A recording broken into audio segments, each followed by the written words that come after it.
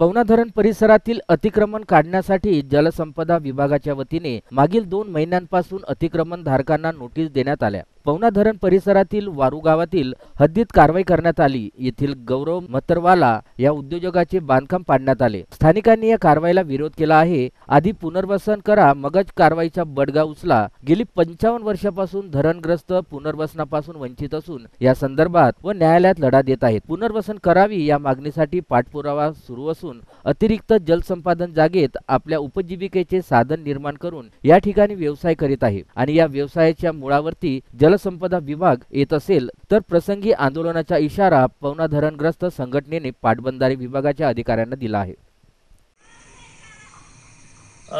आज अचानक पाटबंधारे विभागाचे सगळे अधिकारी अतिक्रमणाचा सगळी मोहीम घेऊन त्यांनी आमच्या पवनाच्या परिसरात सुरुवात केली।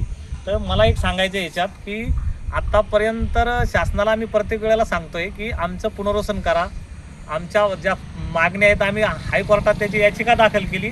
5-7 वर्षे झाले त्याचा पाठपुरावा चालू असताना पण शासनाने अजून ते लक्षात न येता नाण्याला 2 बाजू असतात की जरी कायदा जरी असला तुमचं अतिक्रमण काढायचं हे करायचं पण त्याच्या अगोदर धरण झालेलं आहे। आमचं पुनर्वसन करा आणि मग तुमचं अतिक्रमण काढा असं मी सूचना वेळोवेळी दिल्या।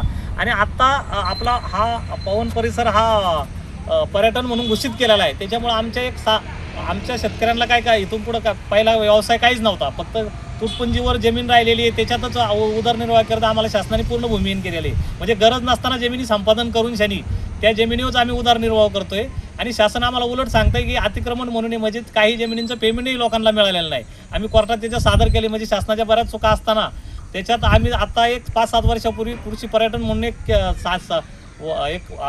आम्हाला एक रोजगार मिळाला आमच्या तरुणांना फॅमिलीला आणि त्याच्यावरच आमचं उपजीविकेचं साधन आहे। आमचं असं म्हणणे की शासनाने आमचं पुनर्वसन आमच्या जमिनी आमच्या ह्या हाय फ्लड लाईनच्या वरच्या सगळ्या जमिनी आम्हाला पुनर्वसन म्हणून आम्हाला द्यावा आणि आमचं ते केल्यानंतर तुम्हाला काय नंतर तुमच्या शासनाचे नियम अटी अतिक्रमण जशी काढायची तशी काढावं हे आमचं म्हणणे।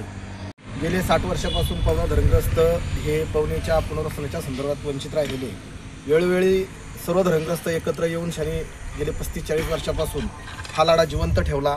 वेळोवेळी मागण्या केल्या, त्याच्यातून शासनाने कुठलाच मार्ग न काढता फक्त शासनाची एकच भूमिका आहे की पवनाचं हे जे काय आहे हे आमची प्रॉपर्टी आहे। आम्हाला मनाला वाटेल अशा पद्धतीने याचं आम्ही नियोजन करू। पाटबंधारेवाले म्हणतात ही आमची प्रॉपर्टी आहे, महसूलवाले म्हणतात आता 1011 एकर जी वर्ग झाली ही आमची प्रॉपर्टी आहे, पण कुणालाच काय पडलेलं नाही। प्रशासन डोळे झाकून कोणतरी मंत्री येतो आणि सांगतो आता जे काही उपजीविकेचे साधन तयार झालेलं आहे हे अतिक्रमण म्हणून घोषित करून त्यांनी पाडून टाका आणि ती कारवाई चालू होते।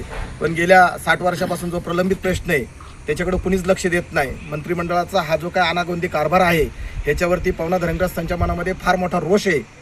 पूर्वी पाईपलाईनच्या विरोधात जे आंदोलन झालं त्याच्यामध्ये काही शेतकरी मृत झाले, त्याच पद्धतीने आता जर ही कारवाई थांबवली नाही तर ह्या धरणग्रस्तांच्या वतीने इतकं मोठं आंदोलन छेडलं जाईल आणि ह्याला सर्वस्व जबाबदार हा पाटबंधारे विभाग आणि महाराष्ट्र शासन राहील। आमचं पुनर्वसन लवकरात लवकर करावं। आमची पुढची कुठलीच त्यांच्याकडे मागणी नसेल।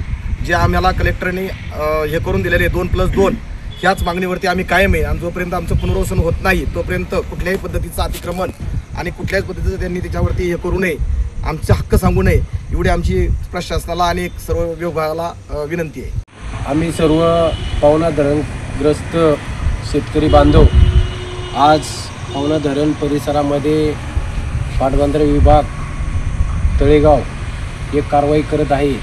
प्रथमतः आम्ही त्यांचा या ठिकाणी निषेध व्यक्त करतो। गेल्या 60 वर्षापासून आम्ही पवना धरणग्रस्त या वाटपासाठी प्रतीक्षित आहे। आमची 4थी पिढी आज याच ठिकाणी चालू आहे। शासन अजूनही आमच्या धरणग्रस्ताच्या जमिनी वाटप केलेल्या नाही आणि अशा पद्धतीने ते कारवाई करत आहे। 1011 एकर जमीन पाटबंधारे विभागाने कलेक्टरकडे वर्ग केली आहे, परंतु अजून 800 एकर जमीन कलेक्टरकडे वर्ग करणं बाकी आहे। तो पाठपुरावा चालू असताना अचानकपणे ते याच ठिकाणी कारवाई करत आहे। आमचा त्या गोष्टीला विरोध आहे आणि या पद्धतीने कारवाई करीत राहिली तर आम्ही तीव्र आंदोलन करून याच ठिकाणी त्या सर्वस्वी जबाबदार हा पाटबंधारे विभाग राहील अशी यांना याच ठिकाणी सर्व धरणग्रस्तांच्या वतीने याच ठिकाणी इशारा देतोय। त्यांनी ही कारवाई थांबवावी असा त्यांना आमच्या सर्व धरणग्रस्तांचा याच ठिकाणी इशारा आहे।